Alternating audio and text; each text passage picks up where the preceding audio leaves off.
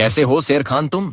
मैं ठीक हूँ महाराज। बहुत दिन हो गए, तुम हमसे मिलने महल क्यों नहीं आए? क्योंकि मैं आपसे नाराज हूँ। लेकिन क्यों शेर खान, तुम मुझसे इतना क्यों नाराज हो? क्योंकि महाराज 2 दिन पहले आपके महल में एक कन्या आई थी और उसको आपने अपमानित करके महल से निकाल दिया था। मुझे वो सब बिल्कुल अच्छा नहीं लगा।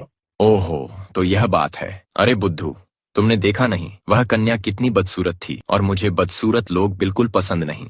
अभी राजा शेर से बात ही कर रहे थे कि तभी मंत्री जी उनके पास आते हैं। महाराज, आपने मुझे बुलाया क्या? हाँ मंत्री जी, आज मैं राज्य का दौरा करना चाहता हूँ, इसलिए आप मेरे साथ चलने की तैयारी कीजिए। ठीक है महाराज, मैं अभी सारी तैयारी कराता हूँ। रामगढ़ नामक राज्य में सम्राट वीर नाम के एक राजा रहते थे। राजा को अपनी सुंदरता और अधिक धन पर बहुत घमंड था, लेकिन राजा की प्रजा उनसे बहुत ही नाराज रहती थी, क्योंकि राजा के कारण राज्य में चारों तरफ भुखमरी रहती थी। मंत्री जी कहिए, राज्य का क्या हाल है? राज्य के लोग अच्छी तरह से हुकूम मान रहे हैं ना?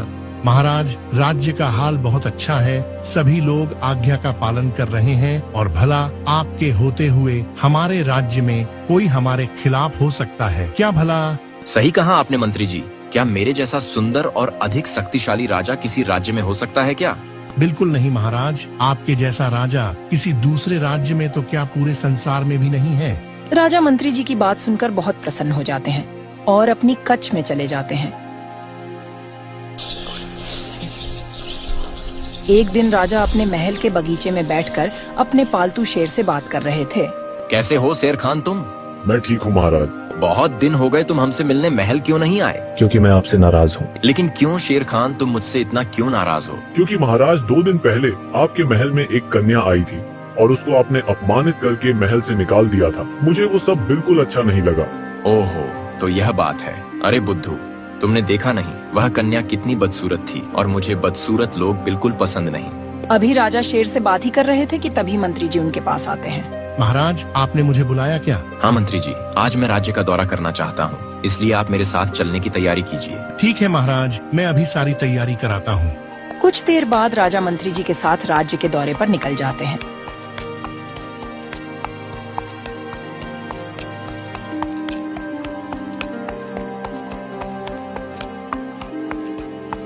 रास्ते में एक बदसूरत आदमी उनके पैर पकड़कर रोने लगता है। महाराज, मेरी मदद कीजिए, मैं बहुत मुसीबत में हूँ।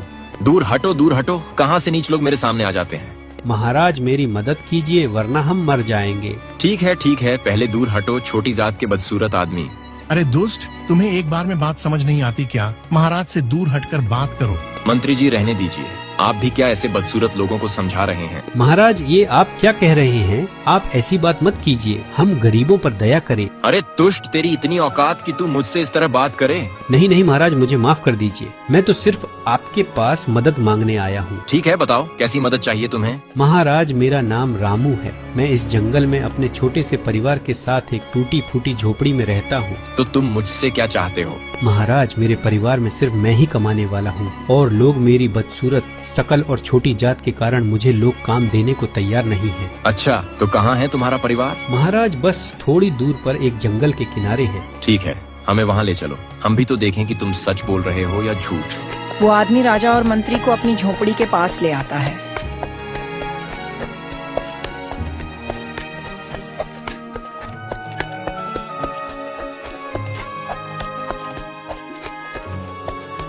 महाराज, ये रही मेरी छोटी सी झोपड़ी, और ये रहा मेरा छोटा सा परिवार। अरे ये क्या, तुम्हारे परिवार में तो सबके सब बदसूरत हैं। महाराज, आप ऐसा मत कहिए, हम 2 दिनों से भूखे हैं। अगर आपने हमारी मदद नहीं की तो हम भूख से मर जाएंगे। अच्छा है, मर जाओ, तुम लोग इसी लायक हो। महाराज, ये आप क्या कह रहे हैं? आप इस तरह मत कहिए। तुम जैसे बदसूरत लोग मेरे राज्य के लिए सिर्फ एक बोझ हो। अच्छा होगा कि तुम सब मर जाओ, तो कम से कम मेरे राज्य से थोड़ा बोझ कम हो। राजा ये कहकर जैसे ही अपने कदम आगे बढ़ाता है, वैसे ही वहाँ एक महान तपस्वी आ जाते हैं, जिन्होंने उन सब की सारी बातें सुन ली थीं। महाराज, क्या मैं पूछ सकता हूँ कि यहाँ क्या हो रहा है? तपस्वी के पूछने पर राजा उनसे सारी बातें बताते हैं, जिसे सुनकर तपस्वी राजा से कहते हैं, महाराज, ये तो भगवान की लीला है। भगवान ने ही किसी को सुंदर तो किसी को बदसूरत बनाया है। भला इसमें इंसानों का क्या कसूर? तपस्वी, ये सब कहने की बात है। इन जैसे बदसूरत लोगों को जीने का कोई हक नहीं। जहाँ कल को मरना है वही, यह आज मर जाए तो कोई बुराई नहीं है। दुष्ट राजा, तुम इतने निर्दयी निकलोगे, मैंने सोचा नहीं था।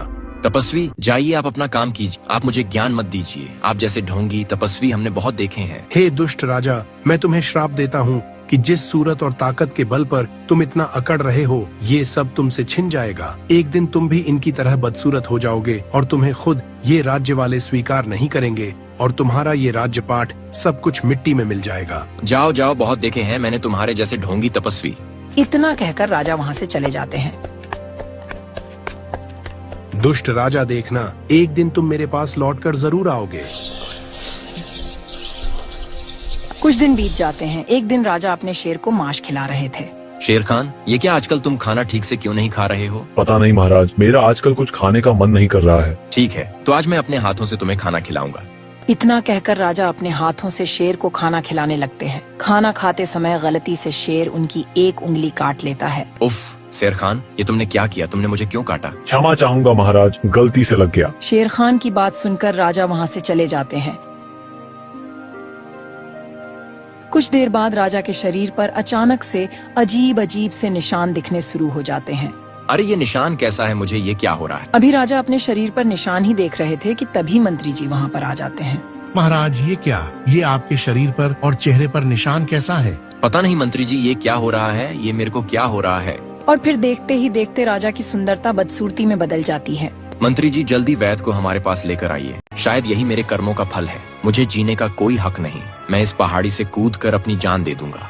इतना कहकर राजा जैसे ही पहाड़ी से कूदने के लिए अपनी कदम बढ़ाते हैं, कुछ देर बाद राजा खुद को शीशे में देखकर डर जाते हैं।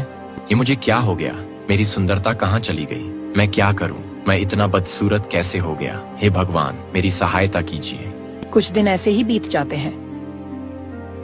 एक दिन राजा अपनी बदसूरत शक्ल के साथ महल की गद्दी पर बैठे थे कि तभी एक बूढ़ी औरत उनके पास आती है। कहिए अम्मा, मैं आपकी क्या सहायता कर सकता हूँ? महाराज, आप पहले खुद की सहायता कर लीजिए, फिर किसी की कीजिएगा।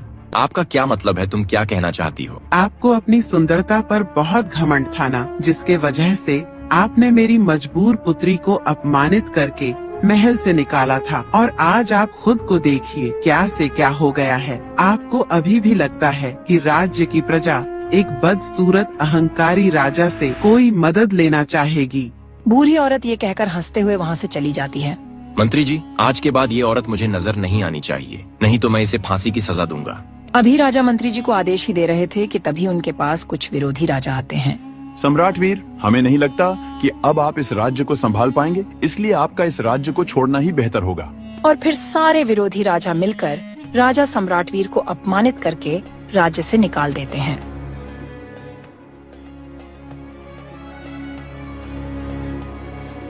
महाराज, मुझे लगता है आपको उन तपस्वी का श्राप लग गया है। हाँ मंत्री जी, मगर अब मैं इस श्राप से मुक्ति कैसे पा सकता हूँ? मेरी तो जिंदगी खराब हो गई है। महाराज, अगर आप उन तपस्वी से माफी मांगो तो शायद आपका श्राप खत्म हो जाए। लेकिन हम उन्हें खोजेंगे कहाँ? उनका तो कोई पता नहीं है। ये तो मुझे भी नहीं पता महाराज। क्यों ना हम अलग अलग होकर उन्हें ढूंढने का प्रयास करना चाहिए। हाँ मंत्री जी, ये ठीक रहेगा। फिर राजा और मंत्री अलग अलग होकर तपस्वी को ढूंढने निकल जाते हैं।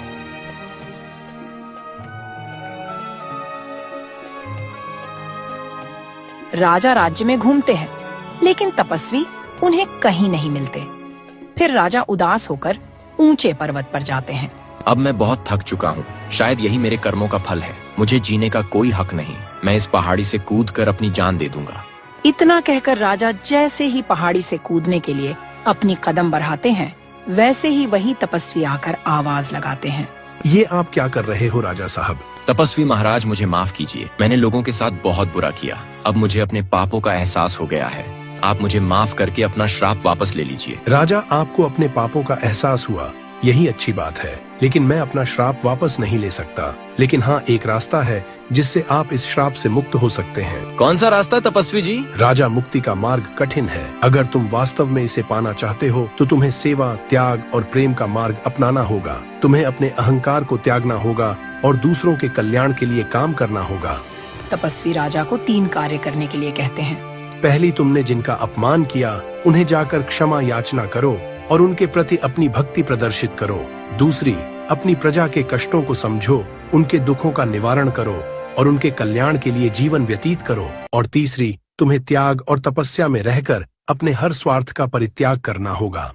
राजा ने अपने राज्य में लौटकर गरीबों की सेवा, दान पुण्य और जरूरतमंदों की सहायता करनी शुरू की। उसने अपना समय तप और साधना में बिताना प्रारंभ कर दिया। धीरे धीरे उसका शरीर फिर से ठीक होने लगा। प्रजा राजा से प्रसन्न रहने लगे और राजा का शरीर फिर से सुंदर होने लगा और उसका श्राप खत्म हो जाता है और राजा अपने प्रजा के साथ खुशी खुशी जीवन बिताने लगते।